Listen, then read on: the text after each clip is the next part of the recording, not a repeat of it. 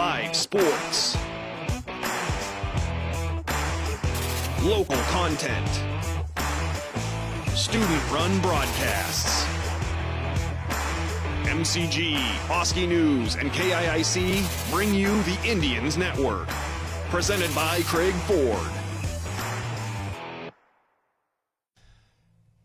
Hello once again, Indians fans, and welcome to another edition of the Indians Corner, presented by Wendell Campbell State Farm and Oskaloosa Hy-Vee here on the Indians Network. I'm Jamie Brockman, and over the next hour, we're going to get you caught up on Oskaloosa sporting events and activities that have occurred over the past week and what is coming up here in the near future. Obviously, a tough week for basketball this past week with some very tough games against Pella and Norwalk. But our boys look to be kind of turning the corner here late in the season, and Coach Parker returning to the bench next week. So good things look to be coming for the Oskaloosa boys. As we look at the Little Hawkeye Conference standings on the boys' side, Norwalk is 10-2. Indianola is just one game behind at 9-2. Oskaloosa will play at Indianola coming up on Tuesday. Pella is 8-4, DCG 7-5. Newton and Pella Christian are 4-8. We see Pella Christian at home on Thursday night this week, and then Grinnell's 3-7, and Oskaloosa at the bottom at 1-10. On the girls' side, Grinnell leads the conference at 10-1. Indianola just beat Grinnell on Friday night. Big win by the Indianola girls, and they're one game out of the conference lead. They're 9-2. DCG is 9-3. Pella 7-4. Norwalk at 7-5. Newton currently 3-9. Pella Christian 1-11.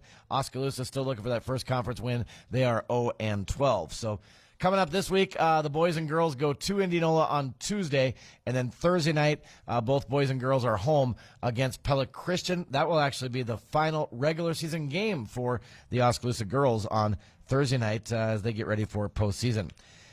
Big into the regular season for wrestling. Coach Chase Weber and the boys beat Pella on Thursday night last week, 54-27, as you saw here on the Indians Network. With senior night, all four seniors got pins and wins for Oskaloosa, so that was exciting to see. I want to say congratulations to Carson Breon from the Oskaloosa boys swimming team. He has qualified for state in the 100 backstroke. Also, big news this week in high school football. They released the new districts, and they've changed it up quite a bit. And instead of every 2 years, this is just a one-year setup this time. And Oskaloosa's football district is going to consist of Benton Community, Clear Creek Amana, who's a traditional tough team, Grinnell, who we know well, Newton, who we know well, and Cedar Rapids Xavier, who's been a 3A powerhouse for years. So that is Oskaloosa's new football district coming up this fall as well. So that gets you up to date on some of the latest happenings and news. This week on the show, we're going to talk to Oskaloosa girls basketball coach J.C. White, and we're going to be joined by Oskaloosa Activities Director and head boys basketball coach Ryan Parker. He continues to recover from his kidney transplant early January, but he's doing fantastic, and he's returning to the bench to coach on Tuesday this week. So we'll talk to Coach Parker and get his thoughts on the Oskaloosa boys basketball program, and we'll talk to Oskaloosa wrestling coach Chase Weber and preview their big district meet coming up this Saturday at Des Moines East. So that and more is coming up straight ahead on this week's edition of Indians Corner, presented by Wendell Campbell State Farm and Oskaloosa Hy-Vee. We'll be right back. Hy-Vee's Choice Reserve and Prime Reserve beef, arguably the best beef in America. Their quality and flavor are undisputable, undeniable. Let's get ready to be unstoppable!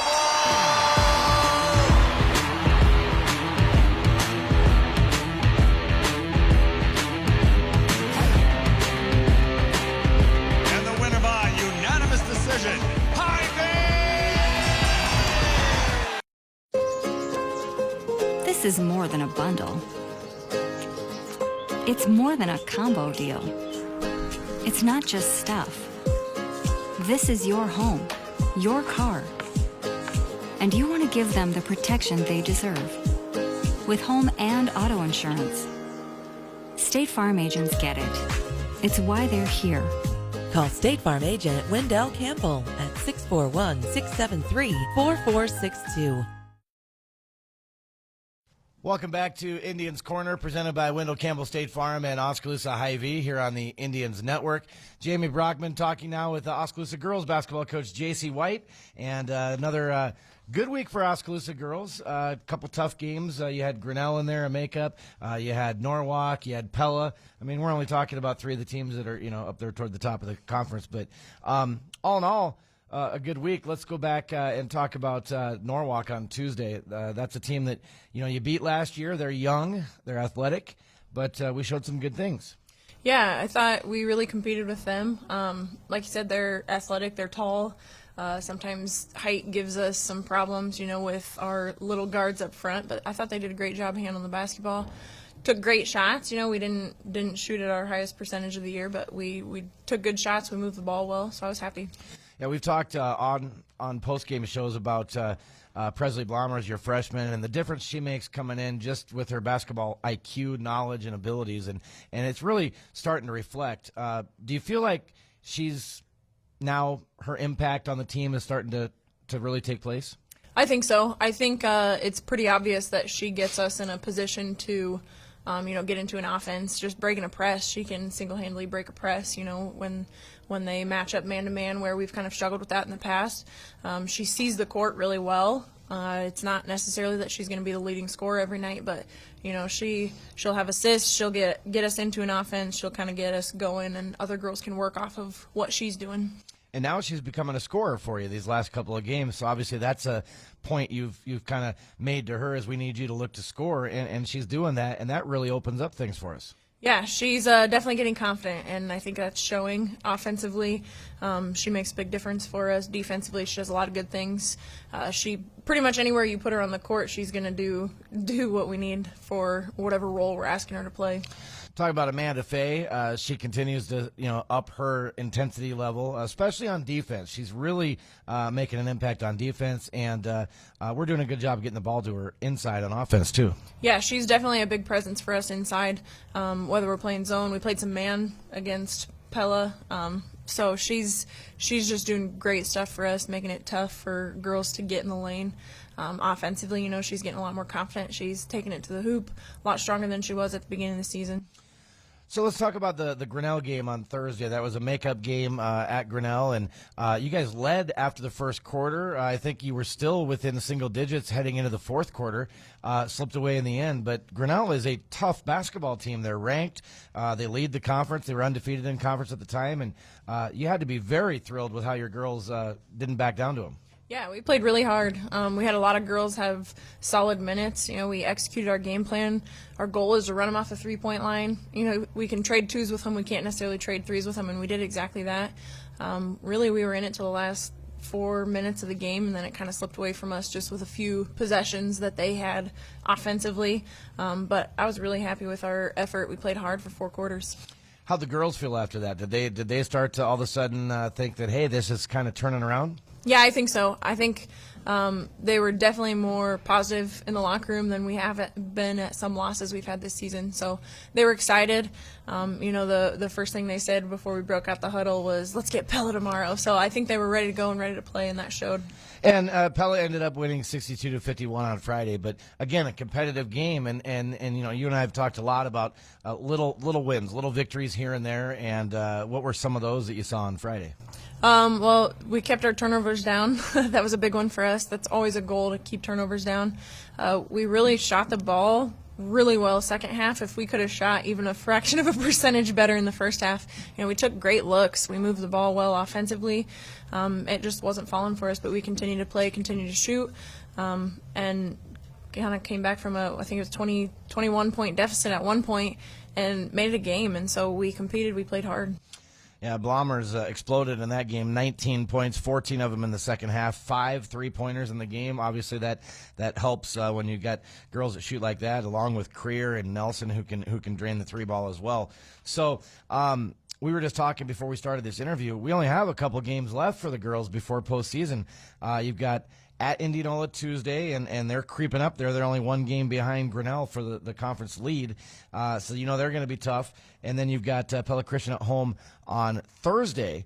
which is a winnable game for you. They're struggling. So talk about this week and what you want to see your team go out and do in these 2 final games before you get ready for postseason. I just want to continue to make improvements. We told the girls we're playing our best basketball right now that we have all season. This is the time of the year that you want to be doing that. So we're peaking at the right time. If we continue to move the basketball, continue to play defense, play hard and execute, we're going to, surprise some people. Pella Christian's one that we definitely want to get. I think we kind of wanted that one the first time around, but we definitely want it second time around. Yeah. Your postseason pairings come out this week, Wednesday or Thursday, midweek. We should see those pairings. Do you have any, I'm sure you've kind of broken it down, maybe tried to figure it out a little bit, and then the state does their own thing, but do you have any, guesses as to what you might face for postseason? No, not really. I don't think it'll be easy, but we're definitely haven't shied away from a challenge this season so far, so whoever they throw at us, we'll take it. All right. One quarter at a time, I guess. All right. Well, Jillian Jennings has been out the past week. I understand she has mono, is what I was told. So will we see her back this season? I hope so. I don't know. She hasn't been at school until Friday, and I know that's not easy to come back after being sick for a week. So we'll see. She's one she'll try to get in and she'll try to do what she can. So we'll see. All right. Well, Indianola Tuesday, we talked about that at Indianola. We'll break it down a little further now. They also are a very young team, very talented, though, and they just knocked off Grinnell, the only team to beat them in the conference this year. So I'm sure they're top of their game right now. Yeah, they definitely are. They're tall, they're athletic, they're a tough team. Again, small victories for us. We'll set small goals, and it's not always about the scoreboard, but we're playing good basketball right now, and we're improving, so that's what really counts for us. All right. Well, JC, I appreciate your time as always, and we look forward to seeing you a couple more times this week. And, of course, we'll follow you through the postseason as well. And it's hard to believe the season's almost over, though. I mean, it seems like it's just flown by, hasn't it? I know. It's gotten crazy fast. It has. Well, thanks for your time as always, JC, and good luck to you and the girls on Tuesday and Thursday. And hopefully we get a couple of wins. And, boy, knock off Indianola would be huge. And then Pella Christian, if you can get a win there going into postseason, would be fantastic. So that is Oskaloosa girls basketball coach JC White joining us here on Indians Corner, presented by Wendell Campbell State Farm and Oskaloosa Hy-Vee. We'll be back right after this. We'll shift and talk boys basketball, and we're going to have a familiar but somewhat strange face joining us coming up next. Don't go away. MCG was born out of the need for reliable connectivity in rural Iowa. We put small-town values over all else because serving local communities is something we take seriously. We believe in providing world-class service, in giving our communities a chance to succeed, in treating everyone like family. MCG helped pioneer reliable communication services in Iowa, and in doing so, learned how to provide solutions in underserved communities. MCG, world-class service, small-town values. Welcome back to Indians Corner, presented by Wendell Campbell State Farm and Oskaloosa Hy-Vee here on the Indians Network.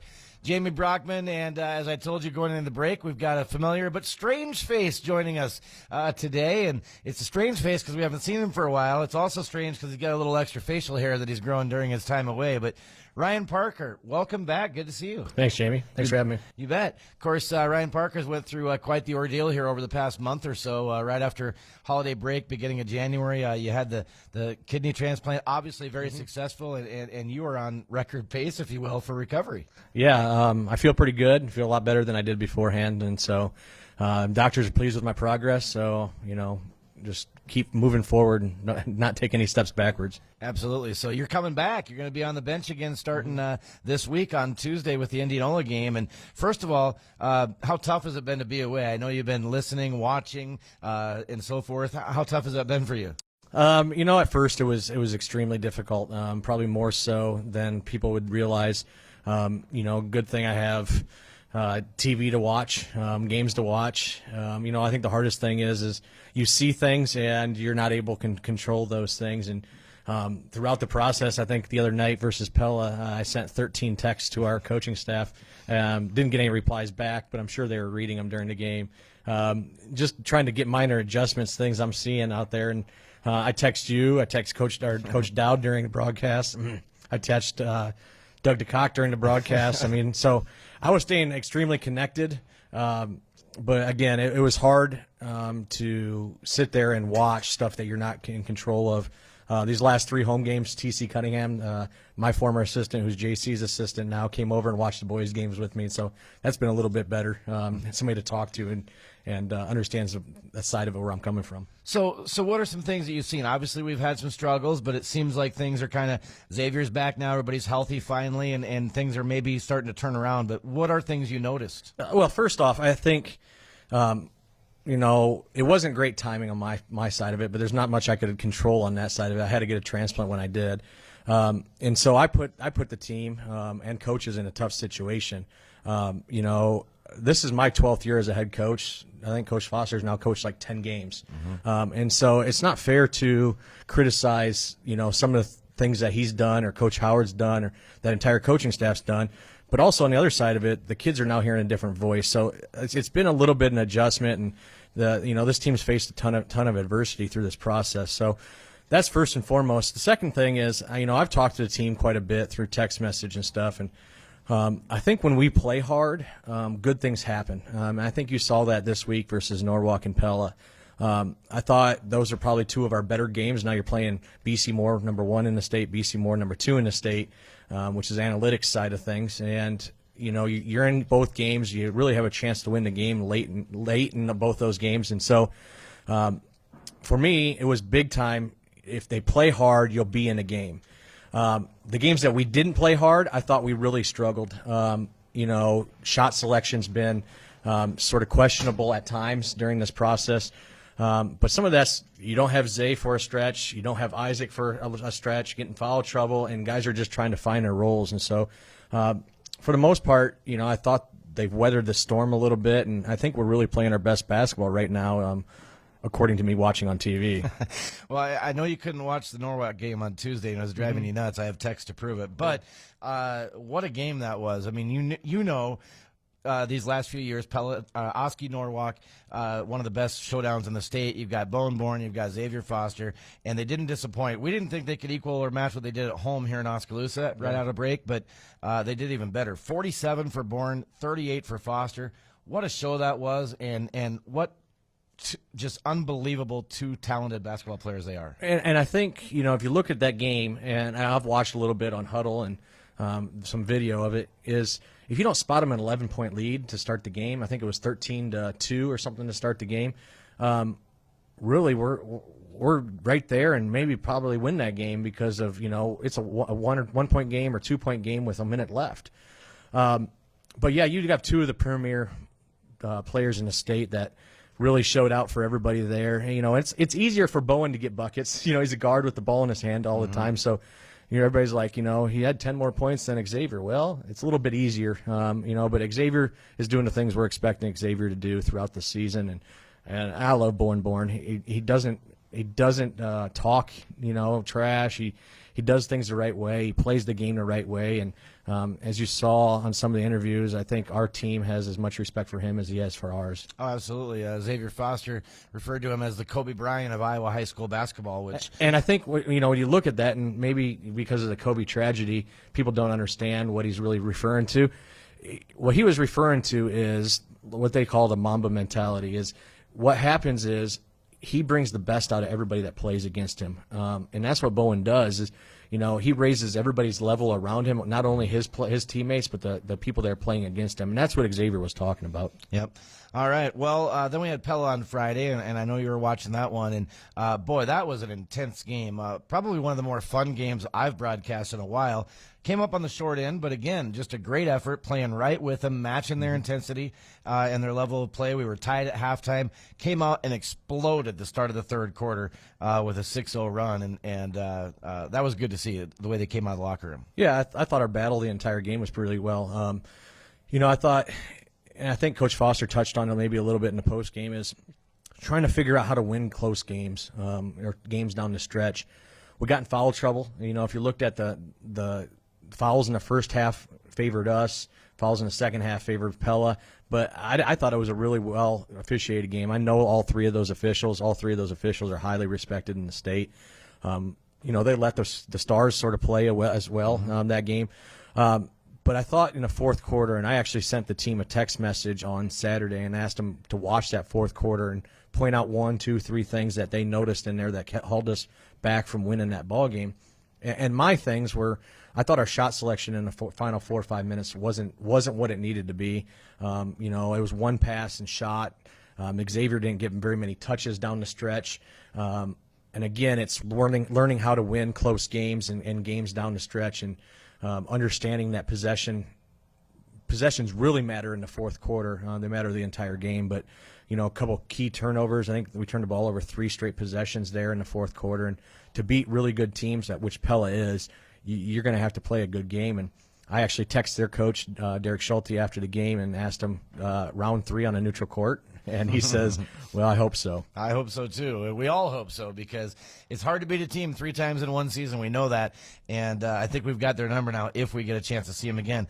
Let's talk about that a little bit. The postseason groupings have been put out, not the actual pairings yet, but we know who we potentially will face. And, they put us in with Bondurant, Farrar, Carlisle, Centerville, a team we already beat, Grinnell, a team that we'll face at the end of the season and lost by 2 early in the season, but certainly a winnable game. Knoxville, a team that we certainly should be a winnable game. Newton, we just handled them pretty well, and then Pella in there. So we're going to have to go through Pella at some point, whether it be early or late in the postseason. What are your thoughts on the groupings? Well, first off, the seeding meeting is Wednesday morning, and so me and Coach Foster plan on going together. He's coached half the season, I coached half the season, so we only get one vote, but it'll be a sort of a mutual voice.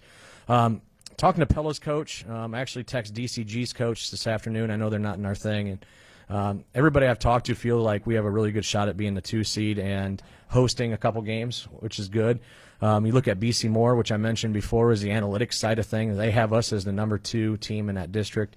Some of my sells in that seed meeting is, when we have Xavier, we've been really good and really competitive against the top teams in the state. And I'll give the record with him, and I'll give the record without him, and give that sell. The Grinnell thing will probably be brought up. And my thing is I pulled the team in on that Friday morning and told them I was being hospitalized the first time, and Coach Foster was thrown into the mix. And so some of that is the adversity they faced. I know they'll still say they won that game in overtime, but so it's some things I have to bring up in there. And you look at matchup head-to-heads and stuff like that. I really think we have a good shot at being the 2 seed if things fall into place. And so hopefully that's the case, because if that is the case, then we would not meet Pella probably until the actual sub-state game to get to Wells Fargo. Yeah, and that's ultimately what you want. And I think the state looks at that way too.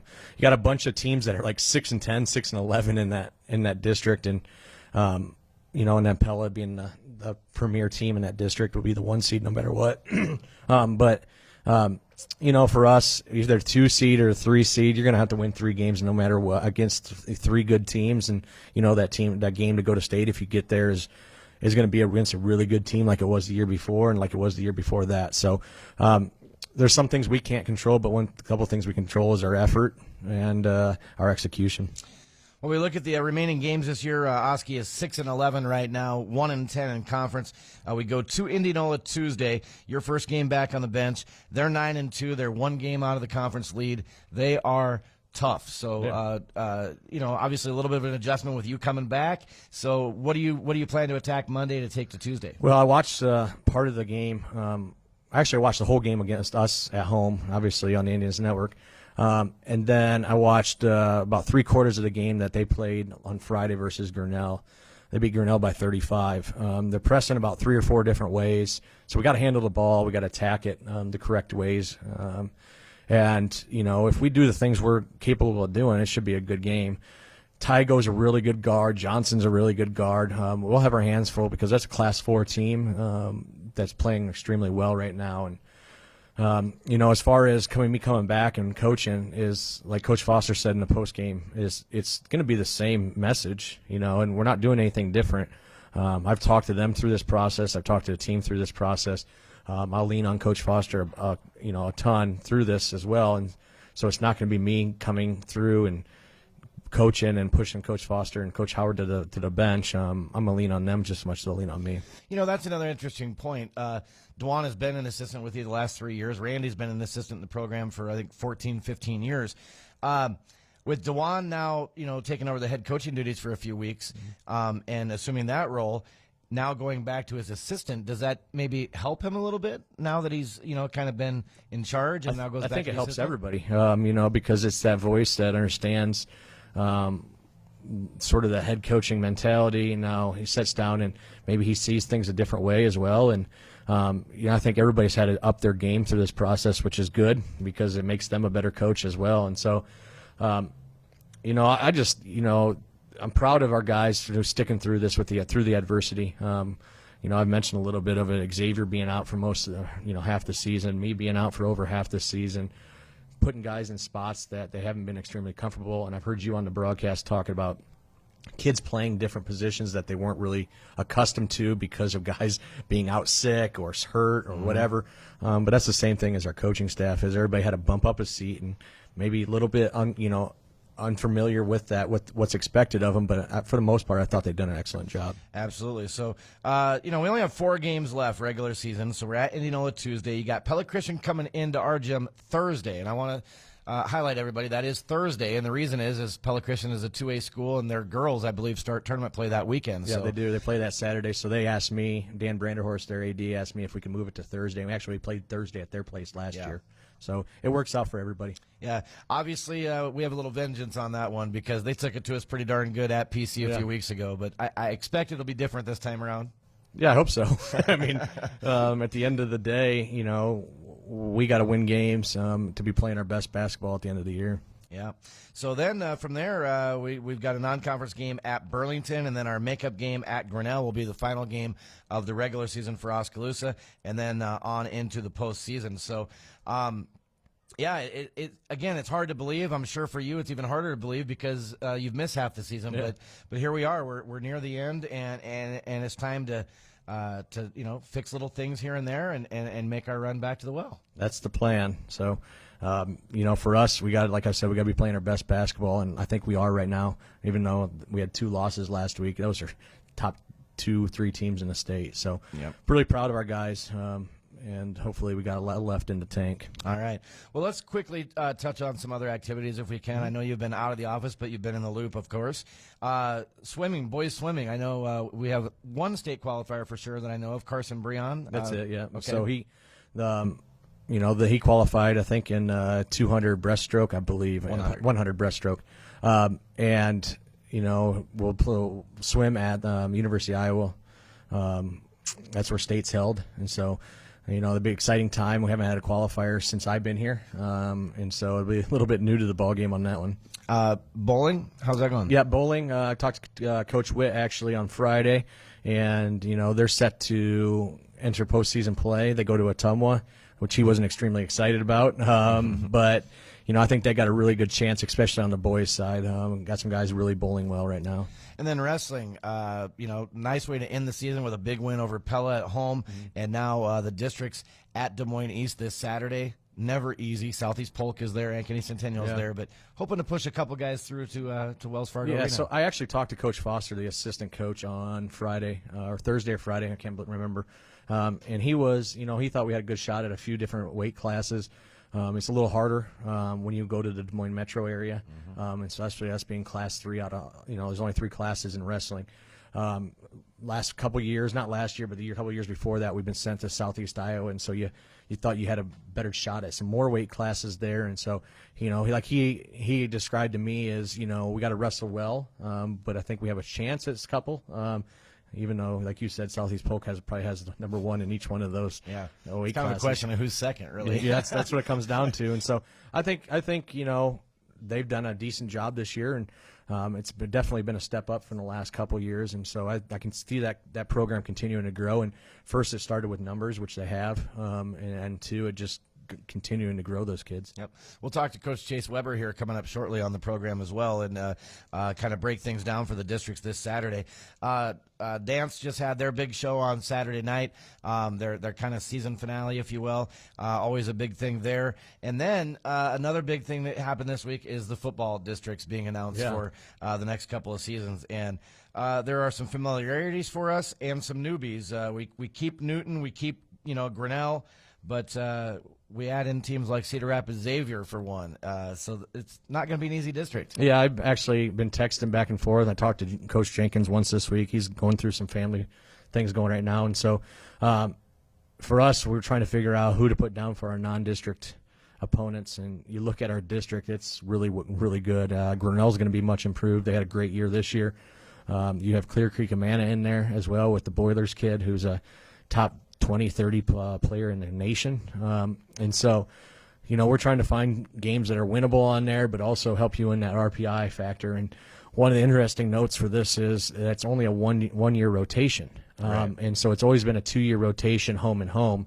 And so we don't know who will get at home, who will get on the road, but it all comes around again in 1 year to do this whole thing again. And what I think's behind this, and they haven't really said, is that they're looking to make changes, and they made changes in the Class 4 stuff where, it looks at level of play and stuff like that, and so it's not really a set district. And I think they're probably looking at doing something like that in the other classes, and so they're sort of taking this year, and that's why they're saying they're only doing a 1-year rotation. Yep, and we were planning to have Coach Jenkins come in and talk about this today, but his mentioned family issues. Just lost his dad this week, legendary football coach from Newton, and our thoughts and prayers continue with Coach Jake Jenkins and his family on the loss of his dad as well. So.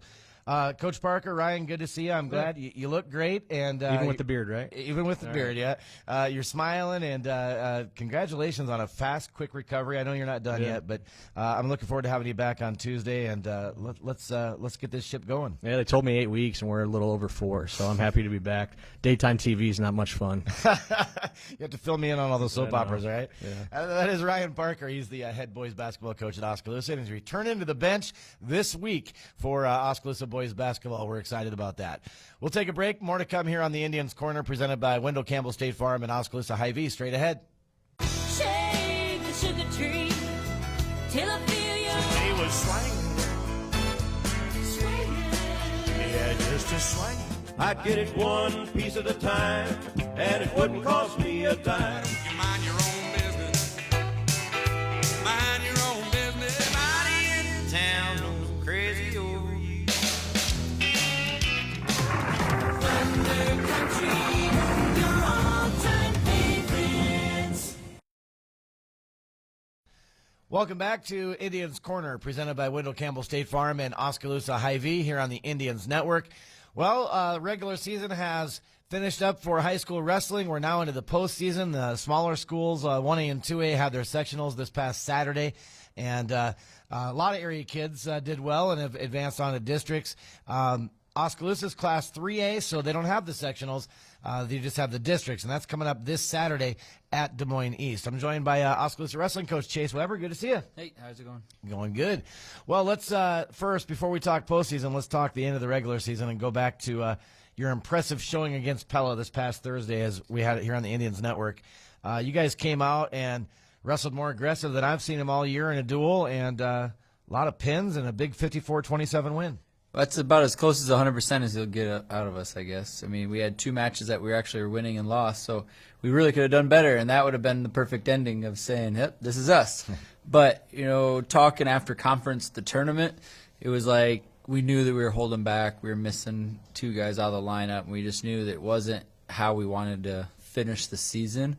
So going into that duel, we kind of said the same thing right before about, look, it's senior night. There's 4 guys in here that are never going to come back. Try to make this the most worthwhile. You had a hard week. Everyone looked great, so let's make it count.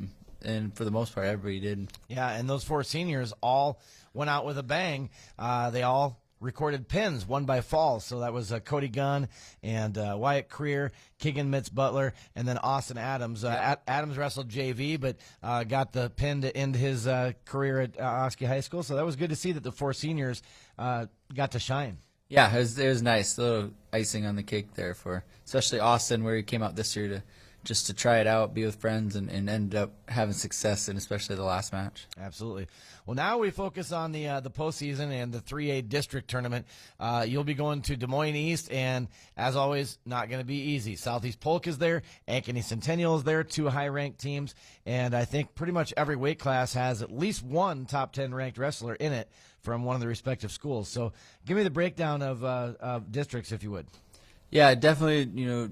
For the most part, 3A districts, everyone's spread out, so nobody really has it super easy. There's a couple that you'd always wish you might be with and compare it to, but Polk probably has the top guys coming in, and Centennial's not that far behind on both highly ranked dual teams. Our regional duels for 3A is Wednesday, so we might see if we can go scout a little bit if we have time. But those teams will all get another match in, so we'll all have a little bit more results to compare to. And so this whole week we'll be studying matches and looking at common opponents and just to see how they did compared to how we did against certain people. As far as wrestling itself, that's all strategy and stuff like that. What do you work on in the room? What are things you've identified that we need to iron out and get better before Saturday? Well, our guys, so break it up as guys with winning records. We're really trying to make sure, they're going to protect their seed, whether it's a 3, a 4, or 5. We're going to be fighting for a 2 a few times, but it's, for the most part, going to be laid out, and we know it's going to be first match matters most. So for those kids especially, it's what can we add to what you have? What can we add to, if you have a single leg, what can we add to your setup? What can we add to your finish? And so nothing new. We might be tweaking it where they might not think about a certain little step, but that's where we're at right now. Seems like the season has went really fast. All of a sudden, here we are, postseason. State wrestling is a week and a half away right now, basically. And do you feel like the guys have kicked into another gear now, realizing that their seasons could end on Saturday, or they can get the chance to go to Wells Fargo Arena? Some of them did on the conference tournament last Saturday, and then Thursday at Pella, that really showed. So yes, we're much more confident than we were 2 weeks ago, looking at how we're going to finish.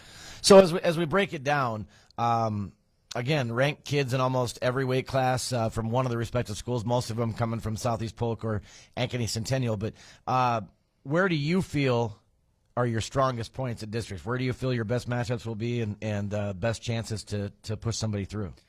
Well, for us, the way brackets work, to get put on the top part of a line, meaning better matchups, winning records matter most, and then comes down to head-to-head. So that Thursday with Pella was huge for everybody's matchup because now you have a match ahead of that kid. And then we have Indianola, who's also conference, that's going to be at Southeast Polk, and they're no slouches, as you saw in our duel with them. So those head-to-heads all are going to make an effect on where we are in that first round. And so, who do we have most confidence in it? It's just those guys, right? We got like 6, 7 guys we're going to know where they're going to be. The other 6, 7 is where you're going to get drawn in, and so that's where you worry a little bit because you don't know exactly who you might be seeing first round until after we go to after weigh-ins and we go have our meeting. So those ones are the ones we really got to try to get training a little extra. Got to have a little extra grind because your first match might be the hardest match of your season, or you could draw in exactly where we want to be and feel really confident. So it's just that what if is going to be weighing on us for the next 5 days. Well, the bottom line is that first match is the most important match of the day, really, because if you lose that first match, your chances of going to state are gone. Best you can finish, I think, is 5th at that point. So you want to win that first one, stay on the winning side, at least have a chance. If not getting to the finals, maybe you get a wrestle back. Right. And so that's what 1A and 2A you said already did. They did their 8-man brackets. Now some of them, some of those districts have six teams or however they work out, and some of them where now we're only one and done. We have one tournament, but same thing, can't lose first round. Still the same concept, but now it's just one day for us, and they all have one more match. For all those guys have districts too, but 4-man brackets instead of 8. So that is this Saturday, the 15th. It's at Des Moines East High School is where the district is for Oskaloosa. Wrestling starts at noon, and top 2 finishers in each weight class will advance to the state wrestling tournament, Wells Fargo Arena in Des Moines, which will be February 20th through the 22nd. Let's go back now. Obviously, when the season's all done, we'll dig deeper into this, but I just want to pick your brain a little bit and get some of your thoughts on the success that the team enjoyed this year, the numbers, the dual wins, just little things that happened this year that you hold high and say this is how we build a program. It's almost like hidden successes because we're throw a bunch of light on it at the time. It's always after, and then you kind of point out, and the kids are like, "Oh, okay." But starting the year, we had the most kids we've ever had for the last, I mean, how many years? I didn't do the stats on the participation numbers, but as far as kids on the team, I had the most do their fat checks. Now, we didn't get all of them in the room. And then the kids that we started in the room was the most we started with the room. And, you don't keep all of them every year. So after Christmas is usually a couple of drop-offs, whether it's grades or past grades, or if it's just, an overload of stress and multiple other factors. So now we're finishing with the most we've had in a long time. So all of that part was the first steps. And now with those seniors, they've been around, they've been around for 4 years, and they're getting the fruits of their labor of putting in extra time. And then the juniors are kind of seeing that. And then the sophomores and freshmen are where our numbers are, and it's like, look, stay out. This is what you could do. Look what these guys are. There's nothing special about the formula. You just got to keep doing it, keep staying out, and keep improving. So all of that rolls over into how we had a good year. More kids meant filling weight classes. Filling weight classes meant more points at duels. And like Thursday night, we had, I think, 3 or 4 kids have revenge wins over guys that they had lost to, or people that finished ahead of us at the conference tournament, and then they come out and last meet of the year like, look, that's what happens.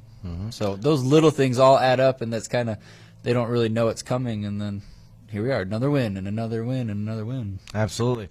Let's talk about your younger guys. There's a lot of them. That's the bulk of the program right now is freshmen, sophomores, and some of them were on the varsity mat. Some of them never got out on varsity but were JV. And, we saw JV matches before varsity matches at home at our duels this year a lot.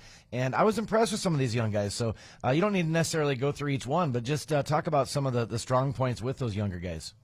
Well, the best part about them is freshmen and sophomores, and I say that as a group because they're just the bigger numbers, that they love to beat on each other in the practice room, and they keep coming back for more. So they're in there, and we have to rein them back a little bit on when we're trying to do something technique-wise, because it's like, hey, no, you don't got to keep going that hard. You don't have to, no, don't crank on them right now.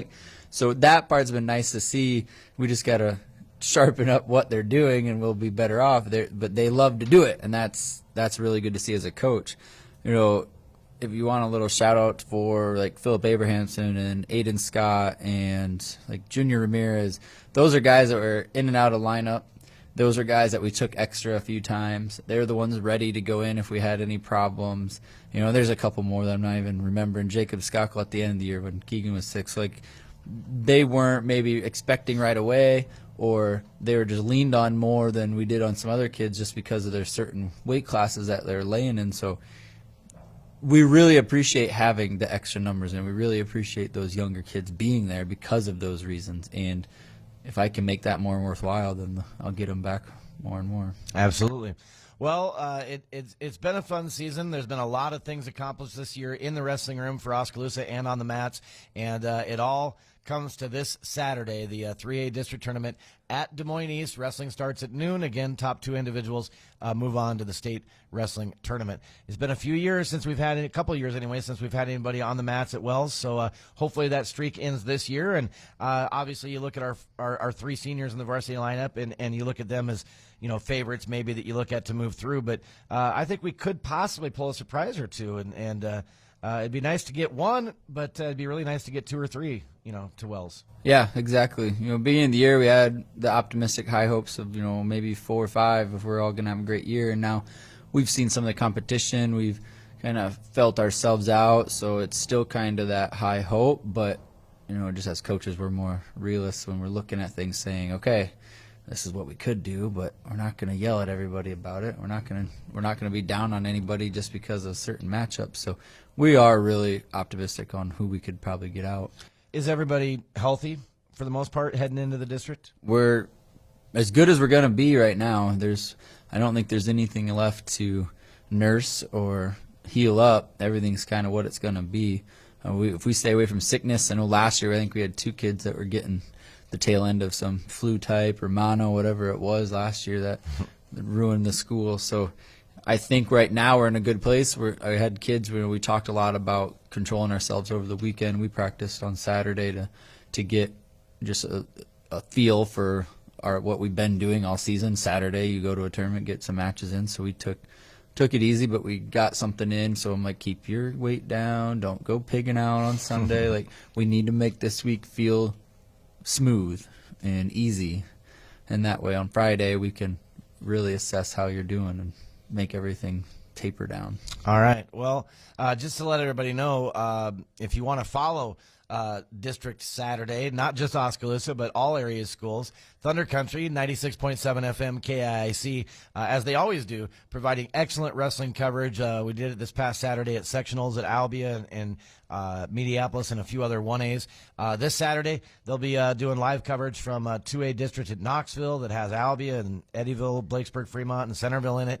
I will be at Des Moines East. I'll be off and on the air with them on Thunder Country, updating on Oskaloosa. So, yeah, it's going to be a fun time. And then, of course, live coverage all the way through the state wrestling tournament as well on 96.7 Thunder Country. So, Coach, thanks a lot for coming in. It's been great working with you this year. Good luck on Saturday, and let's see if we can get some guys on the mats at Wells Fargo Arena. Yeah, we'll do our best. All right.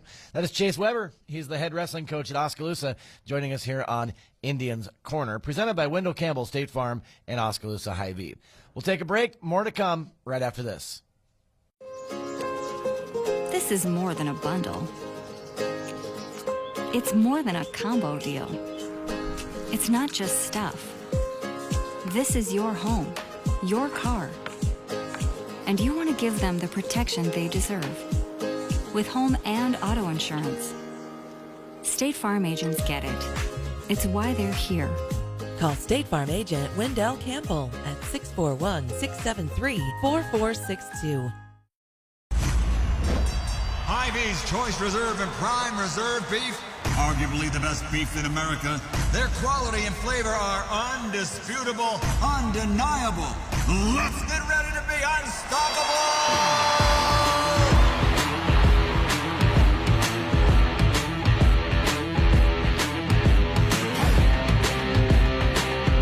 And the winner by unanimous decision,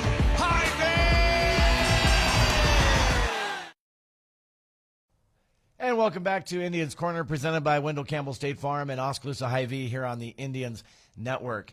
Thank you for watching this week. Want to thank our guests who came in and joined us here in the studio this week. Oskaloosa girls basketball coach J.C. White, boys basketball coach, welcome back, Ryan Parker. Thanks for joining us, and also Oskaloosa wrestling coach Chase Weber. Get out and support Oskaloosa this week any chance you get. Again, the boys and girls basketball teams are at Indianola on Tuesday. Should be two good games there. And then at home, hosting Pella Christian on Thursday. Now, Tuesday, we'll have an audio-only broadcast from Indianola here on the Indians Network. Thursday will be all video and stuff from home, starting at 6 o'clock for Oskaloosa girls and boys hosting Pella Christian. Don't forget Saturday, the wrestlers all go to Des Moines East for the 3A district tournament, trying to punch their ticket to Wells Fargo Arena in Des Moines. Good luck to all the wrestlers and Coach Chase Weber. Again, thanks for watching this week's edition of Indians Corner. It's presented by Wendell Campbell State Farm and Oskaloosa Hy-Vee. For all of us at the Indians Network, my name is Jamie Brockman. Go Indians!